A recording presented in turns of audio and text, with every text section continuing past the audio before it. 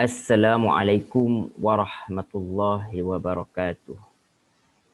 Innal hamdalillah nahmaduhu wa nasta'inuhu wa nastaghfiruh wa na'udzu billahi min syururi anfusina wa min sayyiati a'malina. May yahdihillahu fala mudhillalah wa may yudlil fala hadiyalah. Asyhadu an la ilaha illallah wahdahu la syarikalah wa asyhadu anna Muhammadan abduhu wa rasuluh. Qala Allah Ta'ala ba'da a'udzu billahi minasyaitonir rajim. Ya ayyuhalladzina amanu taqullaha haqqa tuqatih wa la tamutunna illa wa antum muslimun. Rabbi shrah li sadri wa yassir li amri wahlul 'uqdatam min lisani yafqahu qawli. Amma ba'd. Alhamdulillah summa alhamdulillah biiznillah, dengan izin Allah Subhanahu wa taala dapatlah kita bertemu sekali lagi dalam program kita, dalam halaqah kita, untuk kita memperbincangkan berkenaan dengan ayat-ayat yang terdapat dalam Al-Quran, insya-Allah. Apa khabar tuan-tuan, puan-puan, muslimin, muslimat yang dirahmati Allah Subhanahu wa taala? Semoga berada dalam keadaan yang sihat sejahtera hendaknya.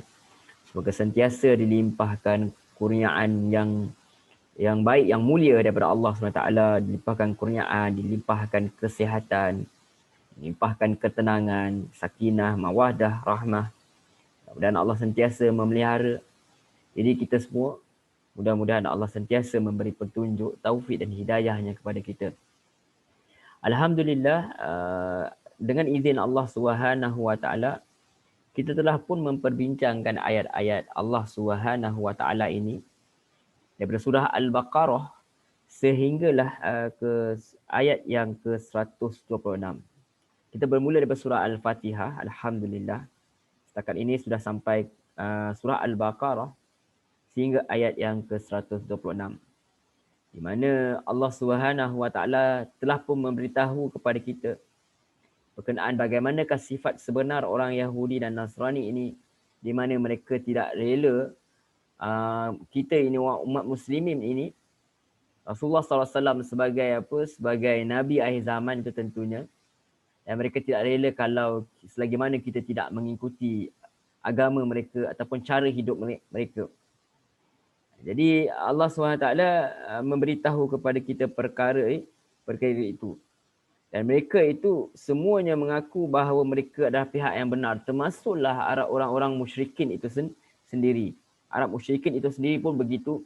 Dan juga orang-orang yang seperti mereka. Setiap daripada mereka mengaku bahawa mereka adalah pihak yang benar. Tentu saja orang Islam juga mengaku mereka di pihak yang benar. Kita di pihak yang benar. Tetapi perlu dilihat kepada asas itu.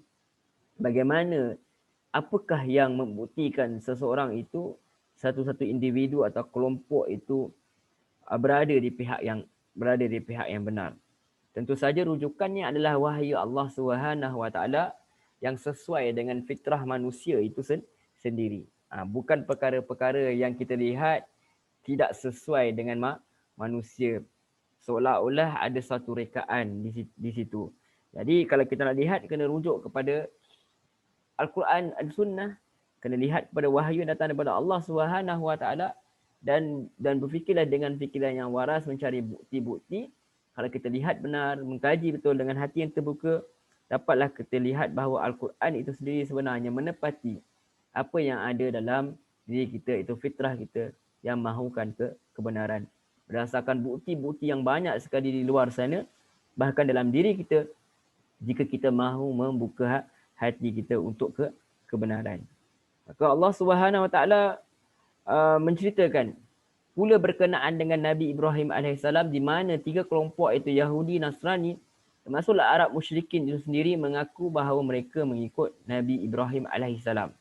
Maka dipaparkanlah susuk tubuh ini supaya ketiga kelompok ini boleh cek semula boleh lihat semula adakah mereka ini benar-benar mengikut seperti mana petunjuk Rasulullah, petunjuk Nabi Ibrahim alaihissalam, ataupun sebenarnya mereka hanya mengikut angan-angan mereka sahaja, mengikut nafsu mereka semata-mata. Maka dipaparkan susuk tubuh ini sebagai kata nak lihat kembali adakah benar bahawa mereka ini, siapa sahaja ini mengikut Nabi Ibrahim alaihissalam.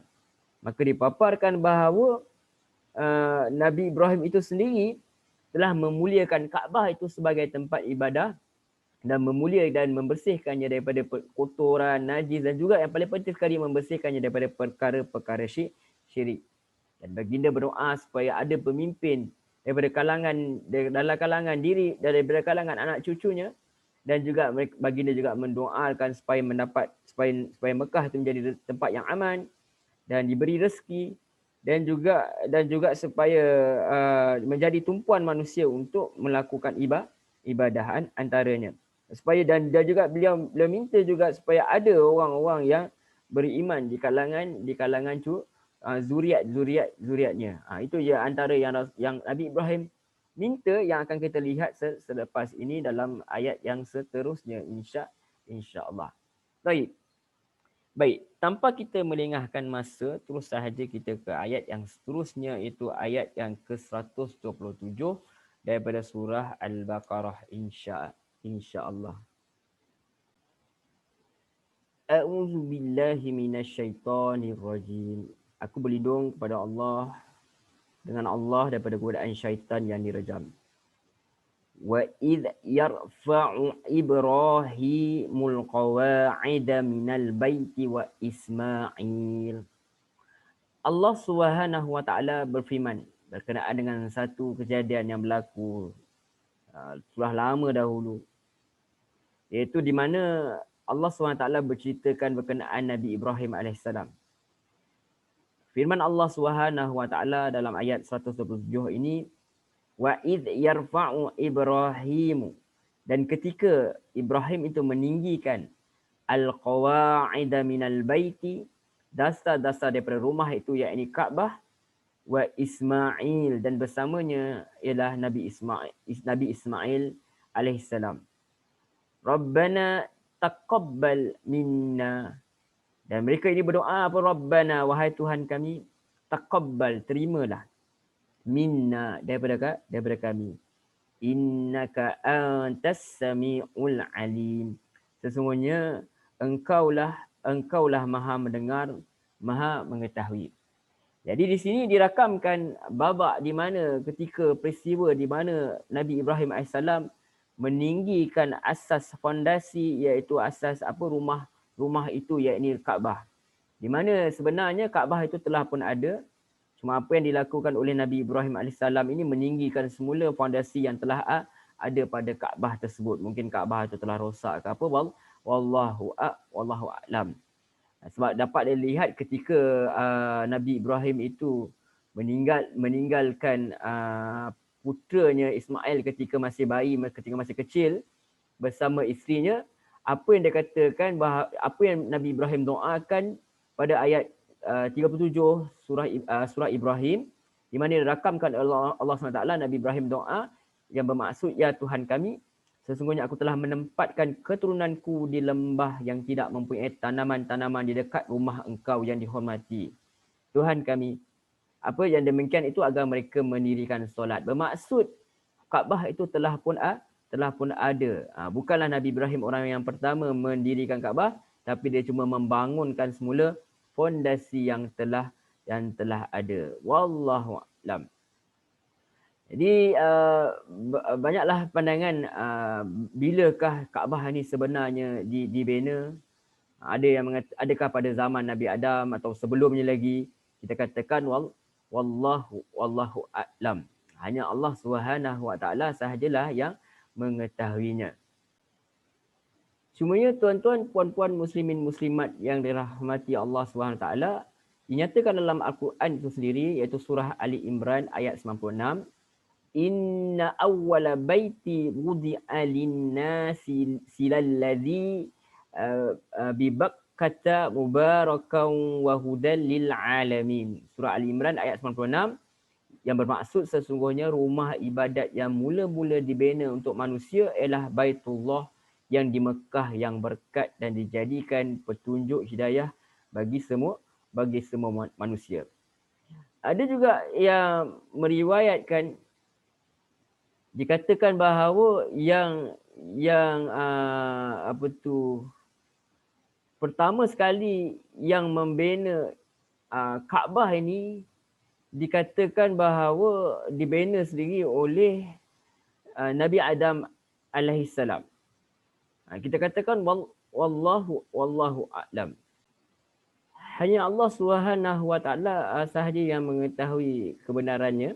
Yang lebih penting ialah kita ketahui bahawa rumah ibadat ini dibina di atas perintah dan petunjuk Allah Subhanahu wa taala. Itu yang lebih penting kita ketahui, dan tempat ini perlu dimuliakan daripada dan disucikan daripada apa? Daripada kesyirikan, daripada perkara-perkara yang mensyirikkan Allah SWT. Tujuan dibina rumah ini adalah untuk apa? Supaya manusia itu beribadah kepada Allah SWT, supaya manusia itu menjadi orang yang sentiasa berzikir, mengingati Allah Subhanahu wa taala di dalamnya, berada di dalamnya. Kalau berada berhampirannya, supaya apa? Sentiasa mengingati Allah Subhanahu wa taala. Itu tujuan dibinanya rumah ibadah, termaksudlah Baitullah ini tu, Kaabah.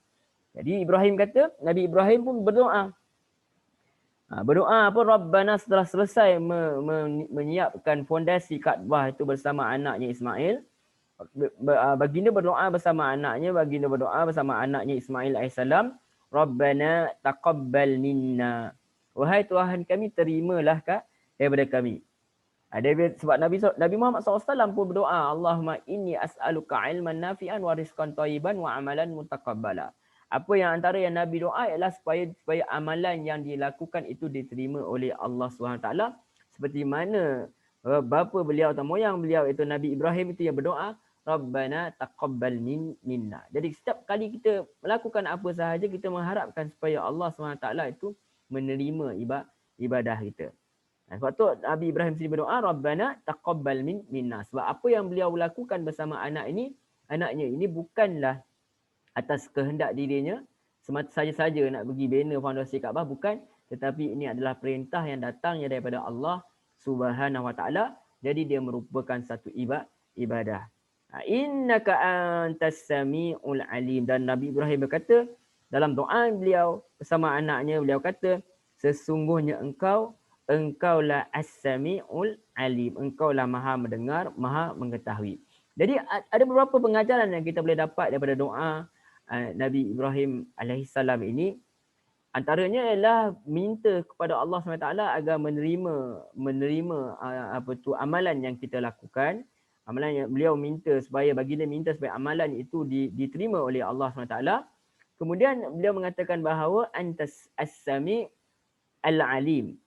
Apa dua nama Allah yang disebut di sini adalah Maha mendengar dan juga Maha mengetahui. Ini juga antara amalan yang diajar oleh Allah Subhanahu wa taala itu sendiri. Apabila kita memohon dengan sesuatu yang paling terbaik ialah kita memohon dengan Asmaul Husna. Kita bertawassul dengan nama-nama Allah yang baik. Kita memuji Allah SWT, kita mengagungkan Allah SWT dengan nama-namanya. Itu antara yang terbaik kita doa dengan Asmaul Husna. Kita memohon, bertawassul dengan nama-nama Allah. Misalnya kalau kita minta rezeki, kita sebut Allah itu Maha Pemberi rezeki. Kita sebut nama-nama Allah yang agung. Nama Allah itu banyak sekali, maka kita sebut nama-nama Allah itu seperti mana ya Allah SWT itu perintahkan dalam Al-Quran. Ajar kita bagaimana kalau nak berdoa, doalah dengan nama Allah SWT. Dan juga ini juga menunjukkan bahawa apabila kita buat sesuatu, kita lakukan bukan kerana manusia, kita lakukan kerana ikhlas, kerana Allah SWT menjunjung perintah Allah SWT. Sebab tu ya Nabi Ibrahim mengatakan sini, yang menerima amalan itu siapa? Yang menerima amalan itu Allah SWT, dan Allah itu Maha mendengar dan Allah itu Maha mengetahui. Di makna kalau tak ada siapa pun mengetahui apa yang kita lakukan, itu tidak penting. Bahkan kalau tahu pun kadang-kadang boleh membawa kepada riak pun. Jadi baiklah kita amalan itu tidak diketahui, tetapi yang kita buat itu hanyalah cukuplah Allah Subhanahu wa taala yang mengetahuinya. Itu ya apa yang sebenarnya yang dilakukan oleh Nabi Ibrahim alaihissalam ini. Tidak penting pun siapa yang mengetahui apa yang dia buat. Yang penting apa yang dia buat itu membawa manfaat kepada masyarakat, kepada zuriat dia, kepada cucu cicitnya selepasnya. Tetapi lihat apa yang dia lakukan kerana ikhlasnya itu, kerana dia benar-benar melakukannya kerana Allah, Allah sendiri yang merakamkan apa yang dia lakukan ini sebagai penghargaan, sebagai membuktikan bahawa dia ini adalah seorang yang benar-benar ikhlas kepada Allah SWT.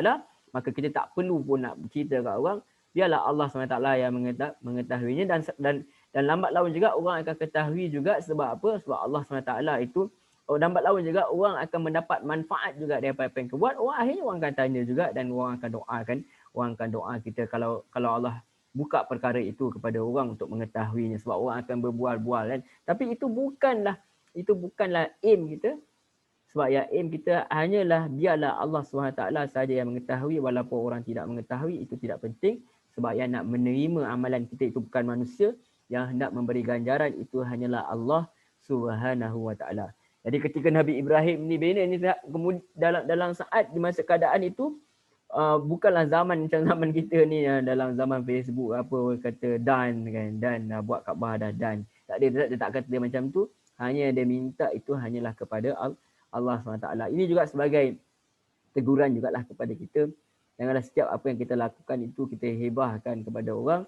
Cukuplah Allah SWT sahaja yang mengetahuinya. Yang penting manfaat itu berjalan, manusia mendapat manfaatnya, dan kita mendapat ganjaran pahalanya. Amin ya rabbal alamin. Itu sepatutnya. Kemudian apa yang Nabi Ibrahim doa lagi, ini menarik. Rabbana waj'alna muslimaini laka wa min zurriyatina ummatan muslimatan lak. Kemudian apa yang Nabi Ibrahim doakan ialah, wahai Tuhan kami, waj'alna, dan jadikanlah kami, muslimaini, dua orang yang berserah diri, laka, kepada engkau. Itu dia. Tengok bila Nabi Ibrahim ini berdoa, Nabi Ibrahim doa supaya mereka ini menjadi orang yang berserah diri, memperhambakan diri kepada Allah Subhanahu Wa Taala. Dan juga kepada siapa? Wa min zurriyatina, dan juga anak keturunan kami, ummatan muslimah, umat yang berserah diri. Jadi apabila kita nak berdoa nak dapat anak ke, bukan sekadar nak dapat anak, doa anak yang memperhambakan, supaya anak itu jadi orang yang memperhambakan diri kepada Allah Subhanahu Wa Taala. Itu doa yang lebih penting ialah mendapat zuriat yang akan mensucikan, bertasbih kepada Allah Subhanahu Wa Taala, yang berserah diri, yang benar-benar mengikut petunjuk Allah Subhanahu Wa Taala, dan juga menjauhi segala larangan dia. Jadi Ibnu Katsir meriwayatkan hadis yang kita semua tahu. Hadis ini sebelum tu bahkan dalam Al-Quran tu sendiri, sebelum kita bawa kepada hadis, Nabi Ibrahim itu ada juga doa-doa yang lain juga yang kita sendiri amalkan, alhamdulillah, iaitu berkaitan dengan meminta, memohon keturunan yang baik. Di mana Nabi Ibrahim, Allah merakamkan doa Nabi Ibrahim itu sendiri dalam surah Al-Furqan ayat 74. Walladzina yaqulu, minta maaf, ada juga doa yang dibaca oleh Nabi Ibrahim ni, sebagaimana yang diketahui oleh Allah berkenaan hamba-hamba yang bertakwa.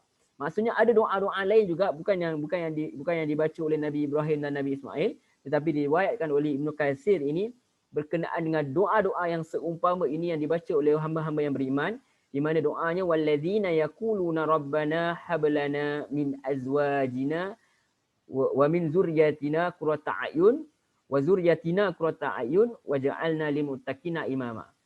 Di sini Allah merakamkan berkenaan doa orang-orang yang beriman, di mana orang-orang yang mengatakan, ya Rabb, kami anugerahlah kepada kami, isteri-isteri kami, keturunan kami sebagai penyenang hati ataupun penyejuk hati, dan jadikanlah kami imam bagi orang-orang yang bertakwa.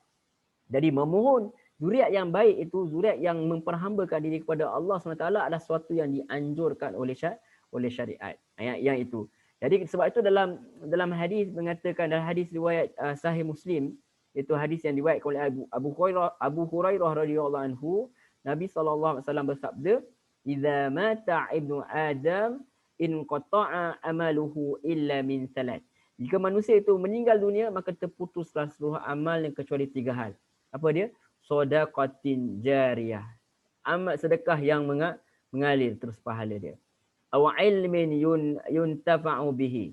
Dan juga apa, anak yang soleh yang mendoakannya. Aw walad shadaqatin jariyah, iaitu sedekah yang mengalir terus pahala dia. Kemudian apa lagi? Aw waladi salihi yad'ulah, ataupun anak soleh yang mendoakan dia. Jadi apa? Jika manusia meninggal, terputus semua amalannya kecuali 3 hal: sedekah yang mengalir, ilmu yang manfaat, atau anak soleh yang mendoakannya. Dan kalau kita lihat, kalau kita boleh dapat ketiga-tiga perkara ini, kita boleh kumpulkan tiga-tiga perkara ini, Masya Allah, Tabarakallah, mudah-mudahan Allah akan memberi ganjaran, memudahkan kita kelak urusan kita di akhirat dengan adanya ketiga-tiga amalan ini. Kalau ada salah satu ni pun dah bagus dah, tapi kalau ada tiga-tiga lagi lah, tuan-tuan bayangkanlah bagaimana kan bahagianya kita kelak di syurga Allah Subhanahu Wa Taala. Ini yang ada pada Nabi Ibrahim AS, tentu saja sebab beliau seorang nabi, maka beliau menyampaikan ilmu yang bermanfaat. Lihat saja doa beliau, baginda yang dirakamkan dalam Al-Quran, kita tiru, kita amalkan. Jadi dia ada yang itu, sudah yang ilmu manfaat dah ada dah. Dan beliau buat apa lagi? Baginda membina Kaabah, maka dijadikan Kaabah itu tempat mensucikan Allah SWT, berzikir. Maka setiap kali orang melakukan ibadah sana, pahala ada kepadanya. Jadi dah ada dah, yang kedua dah ada. Dan dia ada anak yang soleh, ada Ismail, ada Ishak. Bahkan di riwayat ada lagi anak-anak yang lain.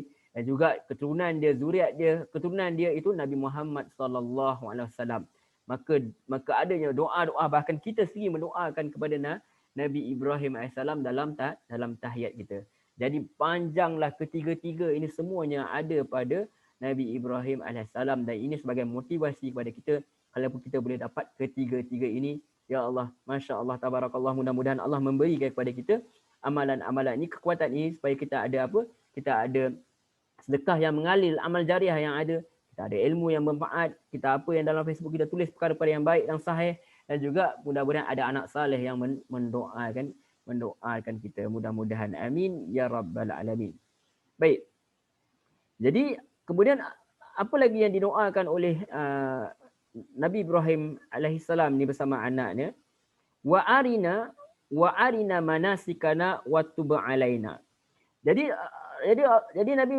Nabi Ibrahim memohon kepada Allah Taala yang sepatutnya kita tiru ialah sebelum dia berdoa kepada zuriat-zuriatnya, keturunannya, dia berdoa supaya dia dan anak dia ketika itu, Nabi Ismail, menjadi orang yang pertama yang sebelum itu berserah diri.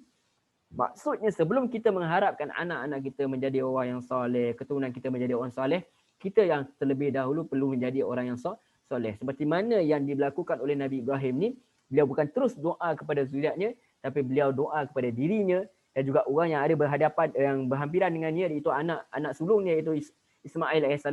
Kemudian barulah baginda berdoa kepada orang-orang yang lain, keturunan selepas baginda. Kerana kalau kita dok mengharap, kita harap anak kita, minta maaf tuan-tuan, kita harap anak kita jangan isap rokok misal. Tapi kita kat tangan kita nasihat, kita pun pegang rokok. Bagaimana kita hendak anak kita tidak melakukan perkara tersebut, sedangkan kita sendiri menunjukkan satu bad example, satu perbuatan yang buruk. Itu antaranya. Jadi kita terlebih dahulu kena jadi orang yang soleh, barulah insya-Allah anak-anak yang keturunan kita yang akan melihat kepada kita dan akan mengikuti amalan yang kita selalu lakukan. Sebab yang mereka ikut ni bukan apa yang kita ajar, tapi apa yang kita contohkan yang selalu yang menjadi ikutan. Jadi Nabi Ibrahim AS ni doa perkara tersebut supaya dia itu menjadi orang yang beriman, orang yang tunduk dan patuh bersama anaknya Ismail dan juga keturunan selepasnya. Kemudian yang menarik lagi apa yang dia doa ialah wa arina manasikana wa tub alaina. Dan tunjukkanlah kami manasikana, tata cara ibadah kami. Antaranya ditafsirkan oleh para ulama ialah tata cara ibadah haji itu sendiri, wa tub alaina, dan terimalah taubat kami. Innaka antat tawwabur rahim. Sesungguhnya engkaulah Maha penerima taubat, Maha penyayang. Jadi menarik sekali. Ini menunjukkan bahawa Nabi Ibrahim alaihissalam ini adalah benar-benar Rasul Allah, Nabi Allah. Beliau tidak mereka-reka ibadah. Beliau tidak mereka-reka amalan. Apa yang beliau lakukan hanyalah perintah daripada Allah SWT berdasarkan wahyu. Jadi kita dapat lihat bahawa Nabi Ibrahim sendiri minta kepada Allah SWT ajarkan kepada dia bagaimana untuk beribadah, dan juga ditafsirkan oleh ulama bagaimana untuk melakukan haji. Seperti mana Rasulullah SAW sendiri mengatakan bahawa sallu kama ra'aitumuni usalli. Solatlah seperti mana kalian lihat aku solat. Sebab apa? Nabi Muhammad ini mendapat wahyu daripada Allah SWT. Jadi tata cara solat yang dilakukan oleh Rasulullah adalah berdasarkan petunjuk Allah SWT. Ini menunjukkan bahawa amalan ibadah itu tidak boleh direka-reka. Tidak boleh mendapat melalui mimpi misalnya. Dia mestilah mimpi, kalau dia seorang Nabi bolehlah. Dia dapat mimpi dia adalah wahyu. Tapi kalau kita adalah orang biasa, kita mimpi kita tak boleh override apa yang ada dalam wahyu. Wahyu itu kalau mimpi yang baik itu sebagai khabar gembira sahaja, tetapi dia tidak boleh menjadi syariat. Kalau selagi mana sebab apa? Sebab Quran itu telah ada, kitab itu telah ada, maka diikutilah apa yang wahyu itu adalah lebih utama berbanding ilmu-ilmu yang lain. Ilham ke apa, ke intuisi ke apa sahaja, dia tak boleh mengatasi wahyu itu sendiri, sebab sumber ilmu yang tertinggi itu mestilah wahyu. Dia tak boleh kata ilmu laduni ke apa semua, tidak boleh override Al-Quran. Yang paling tertinggi tetaplah apa? Wahyu. Itu kita kena pegang betul-betul, sebab kita lihat bagaimana Nabi Ibrahim dan Nabi Muhammad SAW itu sendiri, bagaimana sikap mereka dalam menanggapi wahyu itu sendiri. Baik, itu kita yang kita kena pegang betul-betul. Wa arina manasikana wa tub alaina. Kemudian apa yang mereka lakukan ini sangat-sangat menarik, sangat-sangat menyentuh hati. Apabila seorang Nabi ini sepatutnya apabila dia telah berjaya melakukan sesuatu yang hebat, sepatutnya dia kena bangga. Dia kena bangga, itu biasa. Manusia itu sikap dia. Sampai dia kata apa? Inilah berkat usahaku. Lalu kita dengar perkara-perkara itu. Jadi kita seolah-olah kita merasakan bahawa kita ini ada bahagian dalam menaikkan agama ini. Kita ada bahagian dalam membantu Allah SWT. Seolah-olah begitu kita. Sedangkan apa yang Nabi Ibrahim lakukan, dia kata apa? Watub alaina. Dan terimalah taubat atas kami. Dia buat satu perkara yang baik, tapi dia doa supaya Allah terima taubat dia. Kalau kita lihat dalam tafsir Al-Azhar karangan Buya Hamka rahimahullah taala, kita lihat apa yang beliau nakalkan. Dia kata kita sudah maklum bahawanya Rasul Allah adalah maksum, suci daripada dosa, terutama dosa yang besar. Maaf. Tetapi orang-orang yang telah mencapai derajat iman yang sempurna seperti mana Ibrahim dan Ismail, tidaklah berbangga dengan anugerah Allah kepada mereka dengan maksum itu. Jadi Nabi Ibrahim itu memohonkan taubat untuk dirinya dan untuk anaknya. Ini adalah satu teladan bagi kita agar selalu ingat dan memohonkan ampun kepada Tuhan. Jadi makna yang asal itu ialah kembali kita bertaubat kepada Allah SWT. Itu dia. Seorang yang beriman, seorang yang betul-betul beriman benar dengan Allah SWT, sedar bahawa setiap apa yang dilakukan itu bukanlah dengan keupayaan dia, tetapi semuanya dengan izin Allah SWT. Dan tentu sahaja dalam melaksanakan perkara-perkara tersebut, dalam melaksanakan ibadah-ibadah tersebut, kadang-kadang ada kekurangannya, ada kesilapannya. Kadang-kadang bila kita buat sesuatu, mungkin ada perasaan dalam hati kita kerana nak biar orang lain nampak, kata rasa ujub sikit, maka kita bertaubat kepada Allah SWT, jauhkan kita daripada perasaan-perasaan tersebut. Itu yang ada pada Nabi Ibrahim AS ini dan anaknya Ismail AS, di mana mereka tidaklah berbangga dengan apa yang mereka lakukan, tetapi mereka merasakan bahawa setiap apa yang mereka lakukan itu pasti ada kekurangannya, maka mereka meminta mohon ampun kepada Allah SWT. Tuan-tuan puan-puan muslimin muslimat yang dirahmati Allah SWT. Kalau kita lihat dalam tafsir karangan Syekh As-Sa'di rahimahullah taala, beliau mengatakan bahawa ketika seseorang hamba itu bagaimanapun keadaan dan kondisinya pasti akan ditimpa oleh kelalaian dan dia memerlukan kepada taubat, maka mereka pun mengatakan wa tub alaina innaka antat tawwabur rahim. Terimalah taubat kami, sesungguhnya engkaulah yang Maha penerima taubat lagi Maha penyayang. Ini juga seperti mana yang diajar oleh Rasulullah sallallahu alaihi wasallam itu sendiri. Zikir yang paling utama selepas solat, iaitu yang diriwayatkan oleh hadis riwayat Muslim, antaranya adalah selepas pada solat terus kita kata, selepas pada salam itu kita kata astaghfirullah, astaghfirullah, astaghfirullah. Ampunilah aku ya Allah, ampunilah aku ya Allah, ampunilah ya Allah. Ampunilah ya Allah, ampunilah ya Allah, ampunilah ya Allah. Allahumma antas salam, engkaulah salam, engkaulah keselamatan, wa minkas salam, daripada engkaulah keselamatan, ketenangan. Tabarakta ya zal jalali wal ikram. Itu antara yang diajar oleh Rasulullah sallallahu alaihi wasallam. Jadi setiap kali kalau kita melakukan solat, kadang-kadang kita ingat macam-macam. Kadang-kadang ada juga rasa ujub, bagi-bagi bangun orang lain tak bangun lagi, ke tengah malam semayang orang lain kita duduk terfikir, orang lain tengah tidur kita semayang. Kadang-kadang ada perasaan-perasaan tersebut, maka kita bertaubat kepada Allah SWT agar Allah ampuni diri kita, Allah bersihkan diri kita daripada perkara-perkara yang tidak ikhlas kepada Allah SWT dan bersihkan kita dan tampunglah segala kekurangan, maafkanlah segala kekurangan yang ada, tidak kekhusyukan kita dalam solat ataupun dalam ibadah-ibadah yang lain. Maka kita beristighfar kepada Allah SWT seperti mana yang ditunjukkan oleh Nabi Ibrahim AS. Bahkan Nabi kita ini sendiri pun mengatakan, diriwayatkan dalam hadis bahawa baginda tidaklah kurang, baginda dalam setiap hari itu tidak akan kurang 70 kali baginda akan memohon ampun, beristighfar kepada Allah Subhanahu wa taala.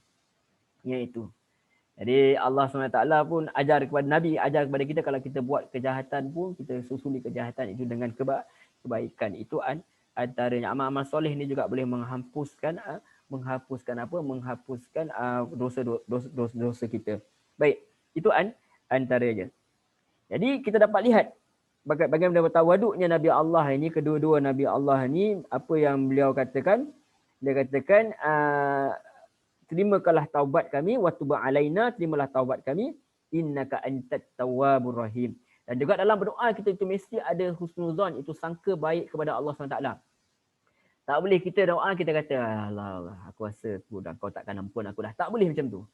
Dia mesti ada sangka baik kepada Allah SWT seperti mana Nabi Allah Ibrahim ditunjukkan, innaka antat tawwabur rahim. Sesungguhnya engkaulah Maha penerima taubat, Ar-Rahim, dan juga Maha Penyayang. Puji Allah SWT, yakin dengan sungguh dengan Allah SWT bahawa Allah itu akan mengabulkan doa kita, dan juga puji Allah SWT dan sebutlah dengan apa? Asma'ul Husna, nama-nama Allah yang baik. Bertawassul dengan nama Allah SWT. Itu yang paling utama.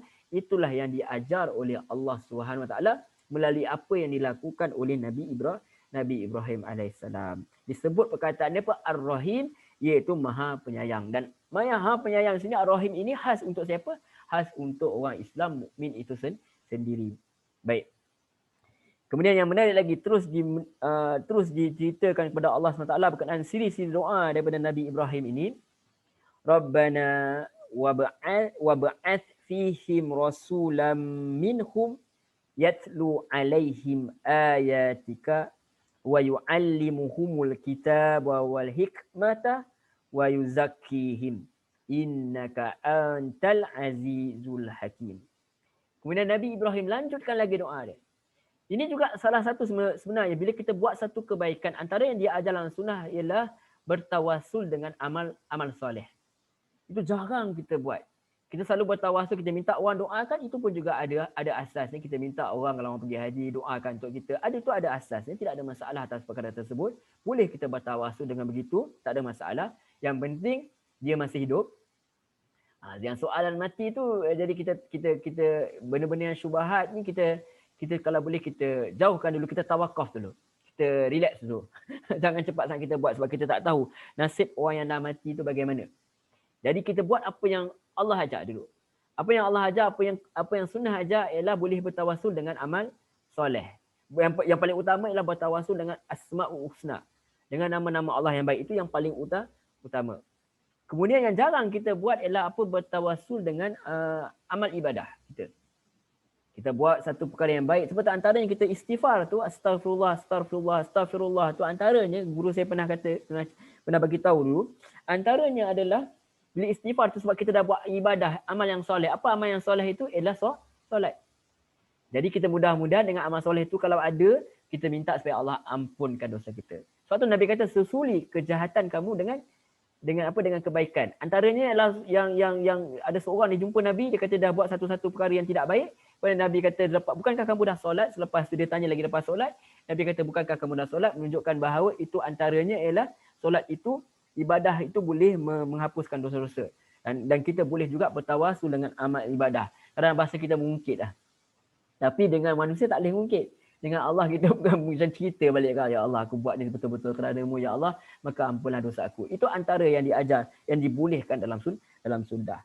Jadi Rabbana wa ba'ats fihim rasulan minhum yatlu alaihim ayatik. Jadi setelah mereka melakukan ibadah-ibadah ini, mereka berdoa kepada Allah SWT. Seolah-olah mereka ini bertawasul dengan amal soleh mereka. Mereka kata lagi Rabbana wa ba'ats, Nabi Ibrahim doa lagi Rabbana wa ba'ats fihim rasulan minhum. Wahai Tuhan kami, utuslah kepada mereka seorang rasul daripada kalangan mereka. Ini seorang Nabi. Dia tak fikir soal dunia sahaja. Dia tak fikir soal dunia, dia fikir soal akhirat itu. Beliau minta supaya akan dibangkitkan di Mekah itu, apa dia, seorang rasul yang datang daripada kalangan mereka sendiri, yatlu alaihim ayatik, yang akan membacakan kepada mereka ayat-ayatmu. Itu orang yang berdekat kepada Allah SWT, yang dia fikirkan hanyalah hak Allah SWT. Hanya apa saja dia fikir itu adalah untuk kebaikan Allah SWT, untuk memuliakan Allah SWT. Walaupun sebenarnya apa yang kita lakukan ini, akhirnya manfaat itu balik kepada kita hamba ini. Dia minta supaya apa? Supaya ada orang yang akan bacakan ayat-ayat Allah. Wa yu'allimuhumul kitab, dan mengajarkan kepada mereka kitab itu, iaitu Al-Quran, wal hikmatah, dan juga hikmah. Ada yang diterjemahkan sebagai apa? Sebagai sunnah. Wallahu a'lam. Wa yuzakkihim, dan mensucikan mereka. Sucikan mereka apa? Sucikan mereka daripada amalan-amalan kesyirikan, daripada penyembahan berhala, daripada perkara-perkara yang khurafat, syirik, daripada perasaan-perasaan ujub, takbur dan sebagainya. Biarlah ibadah itu hanyalah kepada Allah SWT. Dan kita lihat pun akhirnya doa Nabi Ibrahim itu dimakbulkan oleh Allah SWT. Maka dan di Mekah itu dijadikan apa? Dijadikan tempatnya tempat yang kita katakan apa? Masjidil Haram, tempat yang haram. Daripada apa? Daripada perkara-perkara yang syirik, tak boleh ada orang-orang yang kafir yang berada di sana. Supaya apa?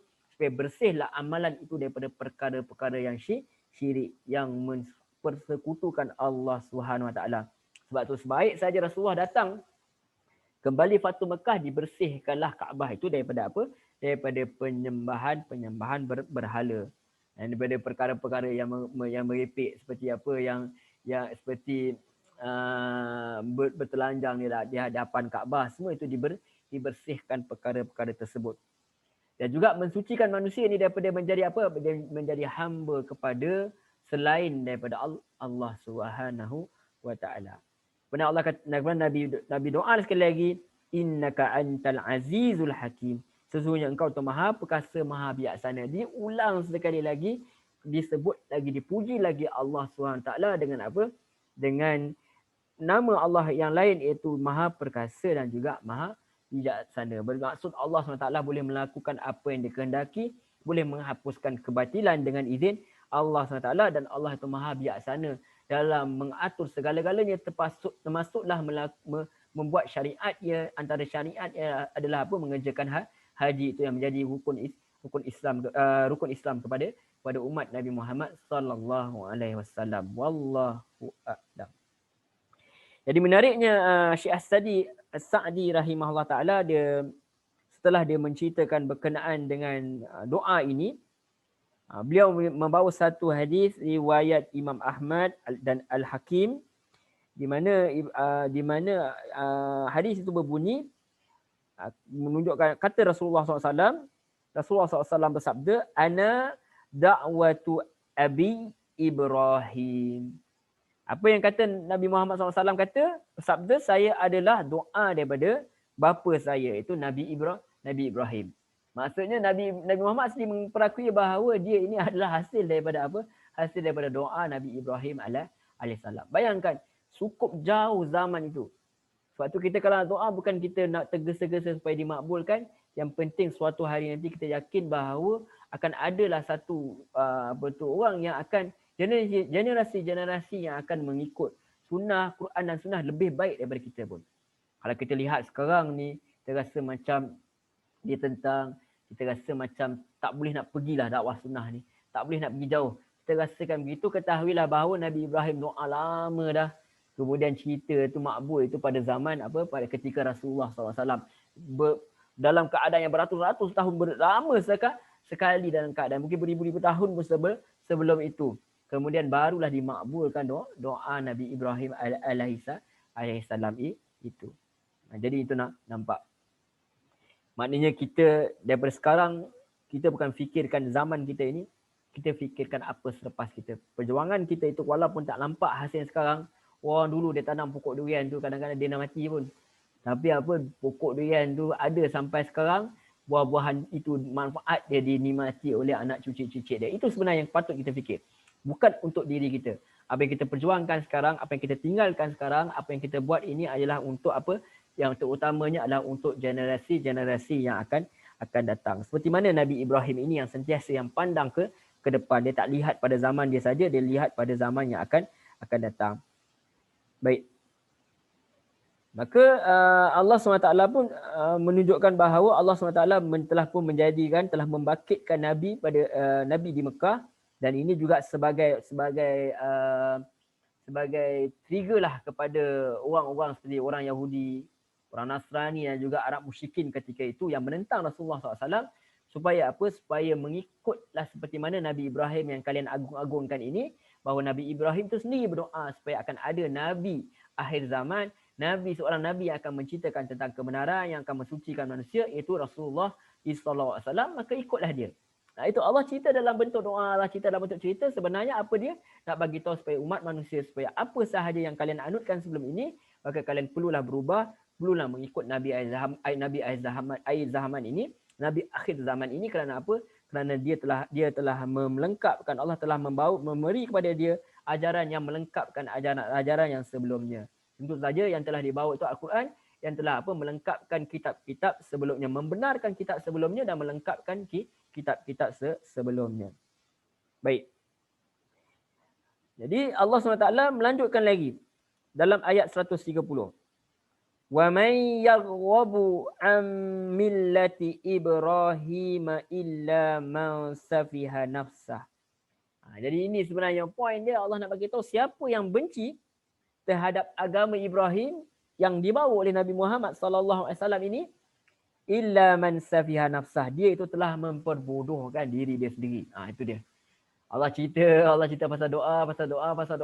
Allah cerita Nabi Ibrahim minta apa? Sebenarnya Allah nak bagi tahu kalau betul kalian ini benar-benar mengaku pengikut Nabi Ibrahim, bahagian daripada Nabi Ibrahim, maka janganlah kalian menentang ajaran yang dibawa oleh Rasulullah, kerana Rasulullah ini membawa milat Ibrahim, iaitu ajaran yang dibawa oleh Nabi Ibrahim AS.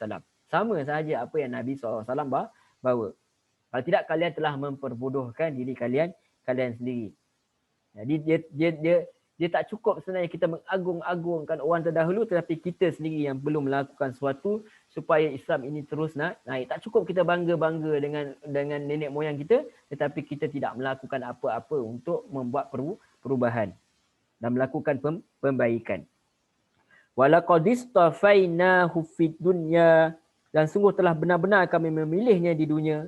Wa innahu fil akhirati laminas salihin, dan sesungguhnya di akhirat dia sungguh orang terdiri daripada orang-orang yang soleh. Itulah yang Allah SWT mengatakan berkenaan Nabi Ibrahim itu, bahawa dia itu bukan melantik dirinya sendiri sebagai Nabi seperti mana Rasulullah SAW, tetapi dia adalah orang-orang pilihan Allah yang dilantik menjadi Nabi, dan dia itu adalah orang saleh, orang yang baik, yang dikenali kelak di akhirat adalah sebagai orang-orang yang baik, dibangkitkan sebagai tergolong daripada golongan orang-orang yang soleh.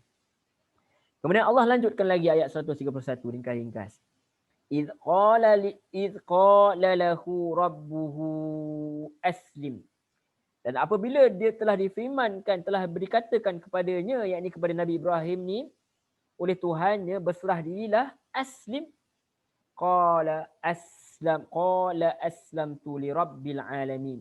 Dia berkata, aku telah berserah kepada Tuhan seluruh alam. Ini sebenarnya, cerita ini adalah untuk, dialog ini dibawa supaya untuk menegur orang-orang Arab Quraisy juga, di mana mereka ini menjaga Kaabah tetapi mereka mensyirikkan Allah SWT.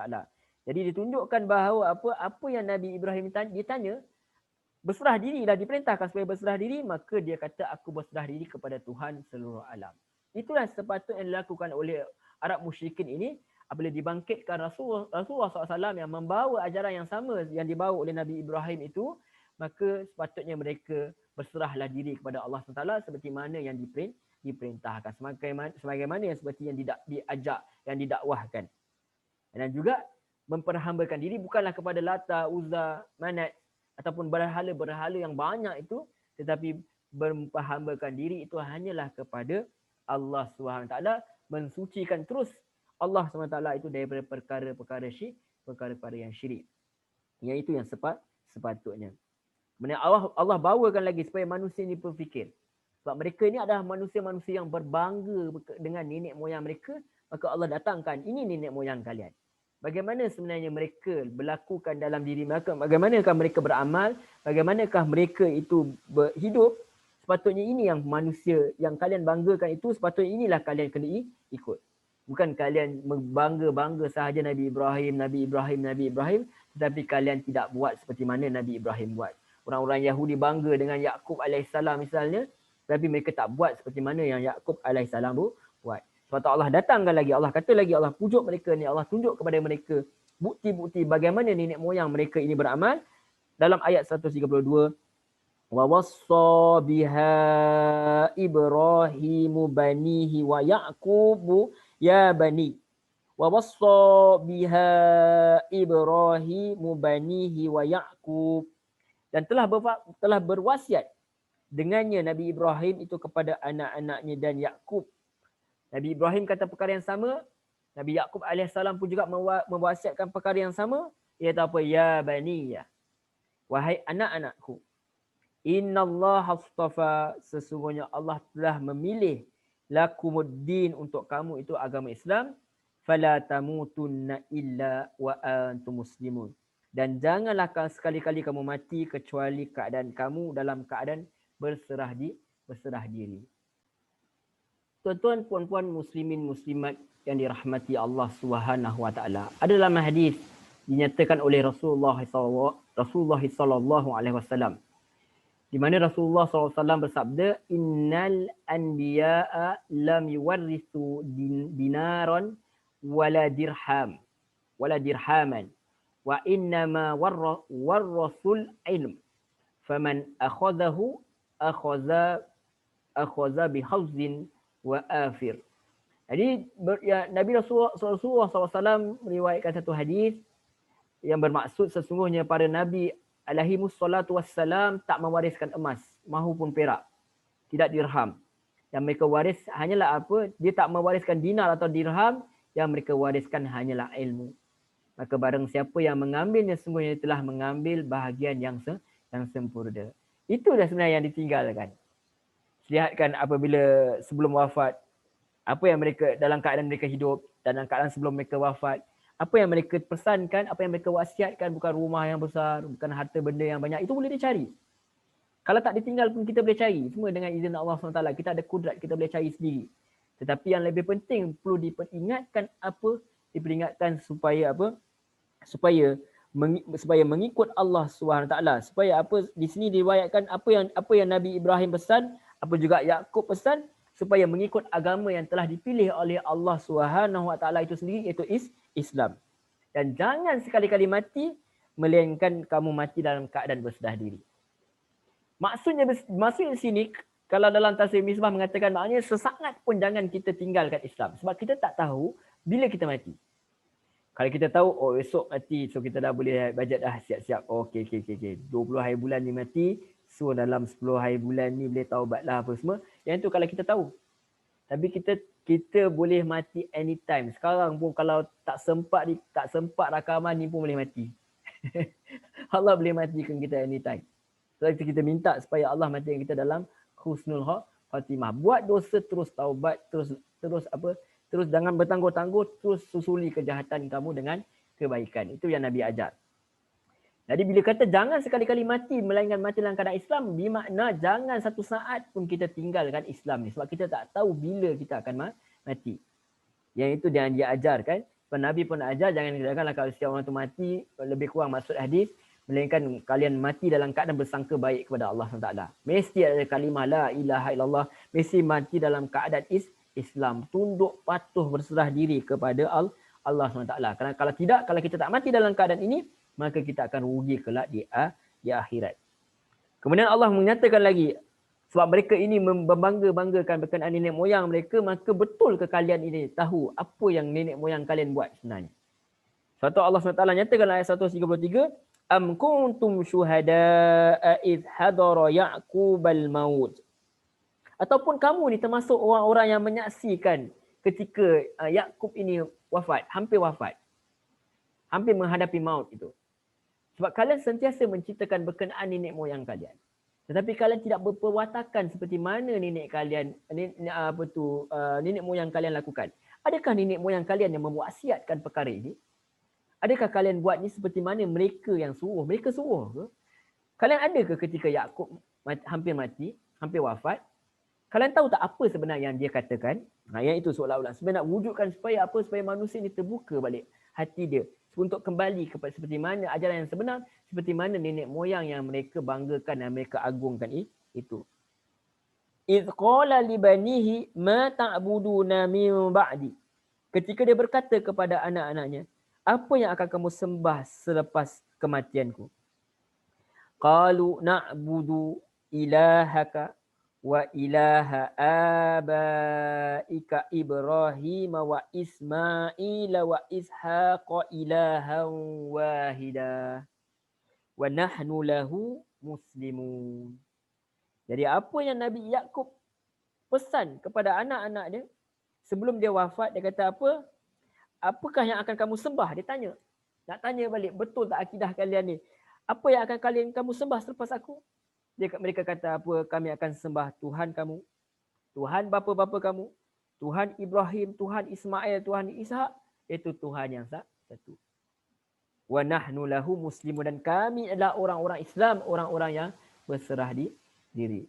Jadi orang Yahudi, orang Nasrani, orang Arab musyrikin ketika itu dia kena fikir balik, betul tak apa yang aku buat ni? Adakah aku sembah Tuhan yang satu ataupun kami mensyirikkan Allah SWT? Dan seperti mana ayat sebelum ni telah beritahu pun mereka mengatakan bahawa Allah itu mempunyai anak. Jadi kalau mereka buka pintu hati mereka, mereka benar-benar sayang kepada nenek moyang mereka, sepatutnya apa yang mereka buat adalah ikuti seperti apa yang nenek moyang mereka buat, iaitu apa? Menyembah Tuhan, memperhambakan diri kepada Tuhan yang satu. Ini juga ajaran juga kepada kita supaya kita sentiasa memperingatkan kepada anak-anak kita berkenaan dengan apa? Solat. Perhambakan diri kepada Allah, Jangan terlampau sedih, Allah itu ada bersama dengan kita. Perlu selalu dirimainkan. Jangan duduk fikir macam, oh kena belajar nak masuk universiti. Duduk pulang benda yang sama. Nanti fikir nak kerja apa, nanti nak apa. Itu semua jangan kita risaukan soal rezeki. Kita usaha saja, Allah akan beri. Yang paling penting kita hendak risaukan yang berkenaan akidah mereka, berkenaan amalan mereka, syariat mereka, adakah mereka akan ikut setelah kita pergi. Itu sebenarnya yang paling kita perlu fikirkan. Jangan seperti mana para Nabi ini titik beratkan. Kemudian Allah SWT mengatakan dalam ayat 134 sebagai penutup daripada kisah doa-doa ini dan para Nabi apa yang para Nabi ini lakukan sebelum mereka mati, dalam keadaan mereka hidup dan dalam keadaan hampir mereka mati. Apa Allah kata? Tilka ummatu qad khalat. Ini semua mereka adalah umat-umat yang telah berlalu. Laha ma kasabat walakum ma kasabtu. Baginya apa yang dia telah lakukan dan bagi kamu apa yang telah kamu lakukan. Wala tus'aluna amma kanu ya'malun. Dan tidak kamu ditanya tentang apa yang mereka telah lakukan. Sebelum ni Rasulullah SAW, Allah SWT telah memujuk Nabi Muhammad SAW mengatakan bahawa apa yang mereka lakukan itu tidak akanlah, orang-orang kafir ini tidak akan dipertanggungjawabkan kepada Rasulullah SAW. Sekarang tiba masa pula kepada mereka pula untuk mereka ketahui, mereka agung-agungkan nenek moyang mereka. Mereka kata mereka ada kitab, mereka kata begitu dah gini, keturunan mereka daripada keturunan Nabi, ada banyak sekali Nabi dari keturunan mereka misalnya. Mereka kata mereka jaga Kaabah, orang Arab Quraisy mereka jaga Kaabah, mereka ikut Nabi Ibrahim. Tetapi Allah kata apa? Apa yang nenek moyang kalian itu lakukan, itu telah berlalu. Maknanya kalian tidak akan dapat langsung tempias tu. Sebab tu adalah nasyid yang kata iman itu tak boleh diwarisi. Dia maksudnya boleh diwarisi kalau kita ikutlah. Tapi dia tak boleh sekadar kita ini masuk ke syurga dengan menumpang amalan amalan orang lain. Kita bangga kita ni kononnya, misalnya kita ni keturunan Nabi. Tapi kalau kita tak buat seperti mana yang Quran bawa, yang Nabi itu bawa, itu Quran dan Sunnah, maka dia tidak membawa apa-apa makna. Hanya keturunan kita saja yang hebat, tetapi kita tidak membawa apa-apa untuk memberi perbaikan kepada masyarakat ini agar mengikut agama Allah Subhanahu Wa Taala yang benar ini. Jadi kita pun kalau kita pergi masuk universiti misalnya, kita duk baca belajar berkenaan tamadun Islam misalnya. Kita banggakan dengan kehebatan-kehebatan orang dulu. Tapi apa yang kita buat untuk menaikkan kembali kegemilangan orang Islam, umat Islam? Bagaimana kita dengan ilmu? Bagaimana kita dengan hiburan? Hiburan dengan ilmu, mana lebih kita? Yang kita belanjakan dengan hiburan, dengan ilmu, mana yang kita lebihkan? Yang itu semua yang kita kena muhasabah balik diri kita. Saya kena muhasabah diri saya sendiri. Kita kena ingat balik bahawa jangan sekadar kita banggakan orang terdahulu, tetapi kita ni tidak menjadi apa-apa. Sebab itu bukan sekadar kita membanggakan ulama-ulama yang terdahulu, tapi kita kena tanam dalam diri kita pun nak jadi seperti mereka. Bukan kerana hendak kita membangga diri dengan gelaran title itu, tetapi kita hendak memperbaiki masyarakat ni supaya masyarakat ini kembali memperhambakan diri kepada Allah SWT semata-mata. Kalau tidak, kita hanya sekadar berbangga-bangga keturunan Nabi, tetapi kita tidak melakukan seperti mana yang Nabi ajar. Wallahu a'lam. Kerana apa? Setiap orang tu nanti dia tidak akan ditanya, anak kau dulu buat apa semua, kita tidak ditanya atas perkara tersebut. Kalau kita dah ajar dengan baik, maka kita tidak bertanggungjawab atas apa yang mereka lakukan. Begitu juga mereka tidak bertanggungjawab kepada apa yang kita lakukan. Nafsi diri sendiri. Kita bergantung sepenuhnya kepada rahmat Allah SWT. Jadi kalau kita nak dapat rahmat Allah SWT, di dunia lah kita kena lakukan amal ibadah supaya sehinggalah Allah redha kepada kita. Wallahu a'lam. Baik, sekian sahaja perbincangan kita, ringkas ni, di mana diceritakan berkenaan bagaimana Nabi Ibrahim membina fondasi Kaabah. Dan beliau ambil kesempatan mereka untuk berdoa, mohon ampun kepada Allah SWT atas apa yang setelah mereka beramal dengan amal soleh. Doakan supaya untuk diri mereka supaya jadi orang yang Islam, orang yang tunduk patuh kepada Allah SWT. Itu juga kepada zuriat-zuriatnya, itu yang kita doakan. Dan masa hidup kita dan sebelum kita mati, apa yang perlu kita beringatkan kepada zuriat kita, mestilah ingatkan supaya mereka ini sentiasa tunduk dan patuh kepada ajaran Islam ini, iaitu duduk dalam agama yang diridai oleh Allah SWT dan memperhambakan diri hanya kepada Tuhan yang satu, jauhkan diri daripada perkara khurafat, jauhkan diri daripada perkara yang mensyirikkan Allah SWT. Kerana apa? Kerana kita hanya bergantung kepada rahmat Allah SWT. Tempias orang beriman dalam keluarga kita itu tak kena kepada kita kalau kita tidak mengikut jejak langkah mereka. Itu yang lebih penting sekali. Kita ikut jejak langkah mereka, maka kita akan jadi seperti mereka, insya-Allah, dengan izin Allah SWT. Dengan tujuannya apa? Dengan tujuannya untuk menjadi hamba Allah SWT yang sejatilah, itu tujuannya. Wallahu a'lam. Baik, sekian sahaja pertemuan kita. Seperti mana biasa, saya mohon ampun, saya mohon maaf, saya mohon ampun kepada Allah SWT. Saya mohon maaf kepada tuan-tuan, puan-puan, muslimin, muslimat, andai ada kata-kata yang mengguriskan hati. Tidak bermaksud atas melakukan perkara tersebut, hanya untuk mengharapkan yang terbaik lah untuk diri kita semua. Mudah-mudahan Allah SWT menjadikan kita hamba-hamba dia yang saleh, memperolehi ganjaran yang besar kelak di akhirat kelak, mendapat syurga Firdaus yang tertinggi. Mudah-mudahan kita berjumpa kelak di akhirat pula untuk bersenang lenang bersama-sama lah, lepak-lepak sama-sama insya-Allah. Dan seperti mana biasa, ambillah mana yang baik. Yang buruk, yang tersalah, maklumat yang tersalah, tuan-tuan jumpa ini salah, tuan-tuan tinggalkan, tuan-tuan puan-puan tinggalkan. Ambillah mana yang baik sahaja. Doakan saya, doakan kita semua agar Allah beri kekuatan kita untuk terus istiqamah, untuk memahami ayat-ayat Allah ini, dan yang lebih penting sekali ialah mengamalkan apa yang telah kita perbincangkan ini, telah kita pelajari daripada Al-Quran ini. Kita sebagai penuntut Al-Quran, kalau ada apa perkara-perkara amalan kita yang bertentangan dengan Al-Quran, kita tinggalkan terus, kita ikut apa? Kita ikut Allah SWT. Sami'na wa ata'na, kami dengar dan kami taat. Wallahu a'lam. InsyaAllah kita bertemu lagi dalam pertemuan yang berikutnya dengan izin Allah SWT. Mudah-mudahan Allah izinkan. Kita tutup dulu pertemuan kita ini dengan tasbih kafarah. Subhanakallahumma wa bihamdik, asyhadu an la ilaha illa anta, astaghfiruka wa atubu ilaik. Wa sallallahu ala sayyidina Muhammad wa ala alihi wasahbihi wasallam. Walhamdulillahi rabbil alamin. Wassalamualaikum warahmatullahi wabarakatuh. Terima kasih banyak-banyak tuan-tuan, puan-puan, muslimin, muslimat yang dirahmati Allah.